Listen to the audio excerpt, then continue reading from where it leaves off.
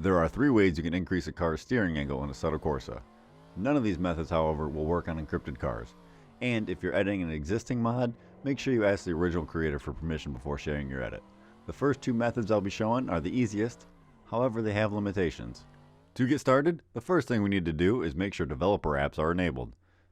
To do that, go into your settings, then under Assetto Corsa, find apps, and make sure developer apps has been checked. With that out of the way, we can load into a track and check the steering angle. I'd recommend using a track that has a flat pit area to make sure the tracked surface doesn't affect the suspension's position.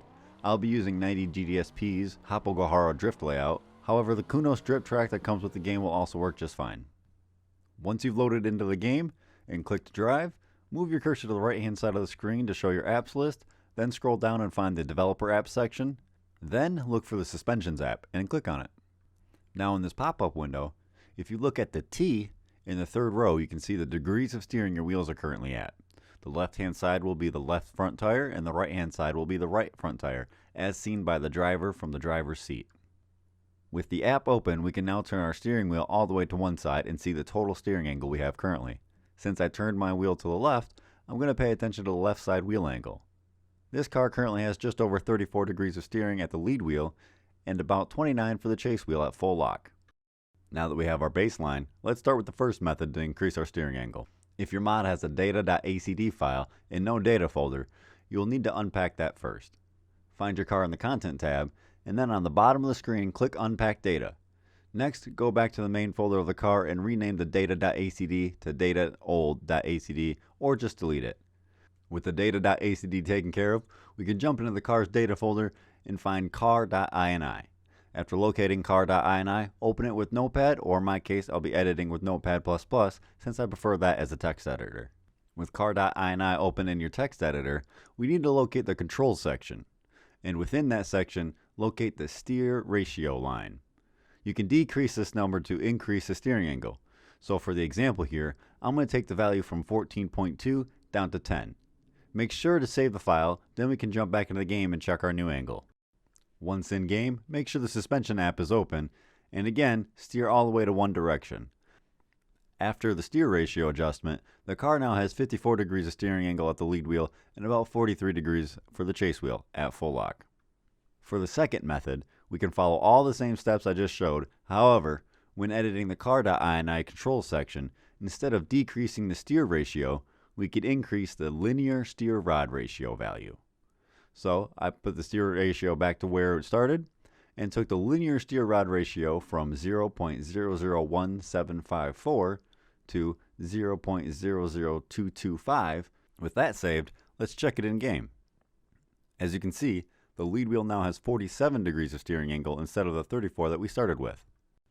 For both the steer ratio and the linear steer rod ratio, you can increase or decrease them to get as much angle as you'd like.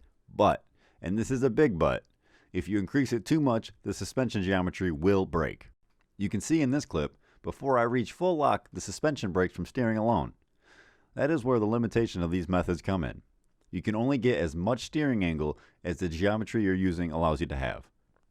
You also have no control over Ackerman, which is the difference in angle between the lead and the chase wheel. What the suspension geometry has is what you get. That brings us to the third method, which is also how real car angle kits are created. However, this method requires some knowledge or understanding of suspension geometry, as it easily can create issues if you aren't careful. For this method, we will be changing the mounting point of the tie rod on the knuckle.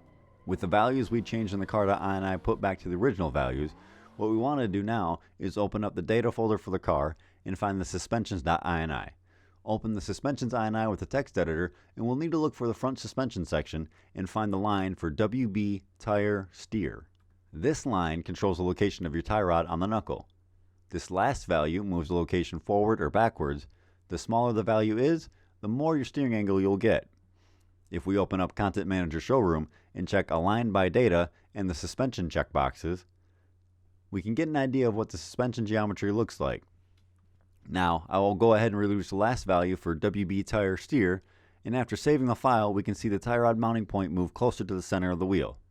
With our changes made and saved, we can close out of the showroom and load the car in game to check our new angle. And as you can see, the car now has 73 degrees of steering angle at the lead wheel compared to the 34 degrees we started with. However, I wouldn't be surprised if the suspension breaks if you go over a large bump while at or close to full lock, based on how everything looks right now. So you might need to spend some time testing your suspension and making adjustments to make sure that you don't have any major issues. In addition to the risk of braking depending on your adjustment, the car's suspension will also be more sensitive to bump steer as you have now increased the effect that the tie rod's movement has on the wheel. That is why I mentioned this method has a requirement of understanding suspension geometry. For a bonus adjustment method, let's talk about adjusting your Ackerman. As I previously mentioned, Ackerman is the difference in steering angle between your wheels. With the previous method of moving the tie rod mounting point, although there was 70 degrees of steering angle on the lead wheel, the chase wheel only had 46 degrees. A spread of almost 30 degrees, which is ridiculous and would drive terribly. In order to correct that, we need to change the location of the whole tie rod to be more inbound to reduce Ackerman. To do this, let's jump back into Content Manager Showroom and open up our suspensions.ini, locate our WB tire steer line, and that first value controls the position of the tie rod inboard or outboard depending on the value change. To decrease the difference in angle between the lead and the chase wheel, increase the first value. This will move the tie rod closer to car center. You might also want to change the WB car steer line's first value as well, the same amount, so that way you don't change the overall length of your tie rod, which can affect bump steer. Which is important if you're using one of the first two methods to increase steering angle. So for example, I'm going to change the tie rod's position to be more inboard by 20 millimeters, increasing both the WB tire steer and the WB car steer values. And once I've saved the change, you can see the tie rod move in Content Manager Showroom. Now we can close out of Showroom and load the car back in game again to check our adjustments. As you can see, the lead wheel now has 58 degrees of steering angle, while the chase wheel has 60.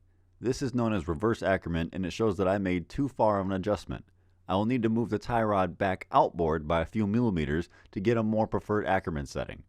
A good rule of thumb is to have between 3 and 9 degrees of Ackerman or angle difference between the lead and the chase wheel. If the methods I've shown in the video feel too overwhelming, I've also made a video on how to swap physics between cars, so you can use the data of an existing mod you like on your own car. And if you want to try the Camaro mod I've been using as an example, check out the video I uploaded right before this one. It's the Camaro's mods release video that includes a link to the car. Hopefully this video has helped.